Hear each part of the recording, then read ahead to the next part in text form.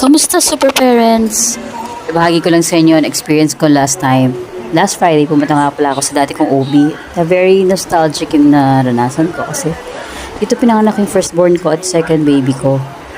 So may church, may chapel rather nga pala doon sa third floor ng hospital. They are Catholics. So ito very nostalgic sa akin. Tong place na to kasi dito ko dinadalo yung anak ko. Dati nasa incubator siya. At yung second child ko naman, dinala ko rin siya dyan. Yan yung newborn na Nico. Ito yung pababa na ako.